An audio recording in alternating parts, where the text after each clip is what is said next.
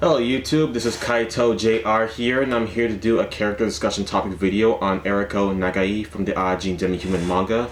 So to start things off here, Eriko, unlike her brother Kei, is human and not an Ajin, which means she doesn't have an IBM for me to bring up and discuss about.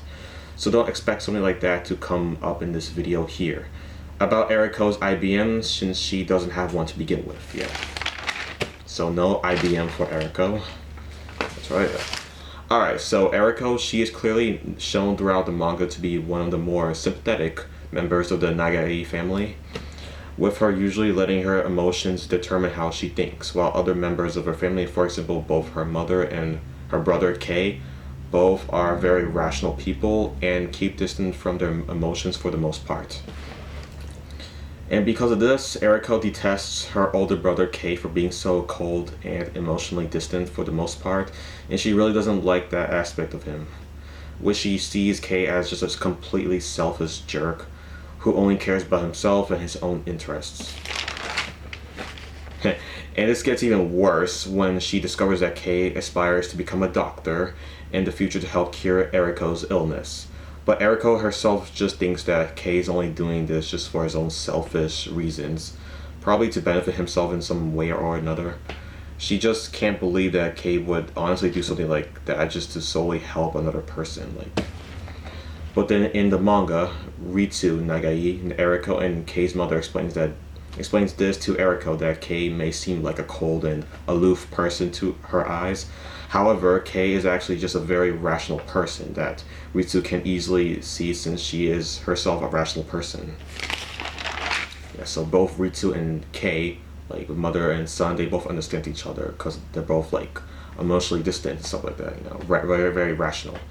Yeah, so Ritsu even points out that Eriko is more similar to her father, which he is said to be like very emotional by Ritsu, just like Eriko is. So yeah, Eriko takes after her father more than anything else really. Ritsu also believes that this resentment that Eriko has with Kei is a lot more deeper than that, and that it goes all the way back to Kaito. Alright, so yeah, once Ritsu mentions the name Kaito around Eriko, she immediately starts to blush, hinting that she may have feelings for Kaito, possibly. But I don't know. I mean, Kaito himself may already have an attraction towards Kei Nagai. So yeah, sorry Eriko, but I don't believe Kaito is available to you right now. So yeah, he seems to only focus on Kei for the most part with Kaito, you know. But Eriko herself still, so Eriko still does care about Kai a lot, and they didn't like how both Kei and Kai no longer hanged out with each other after that.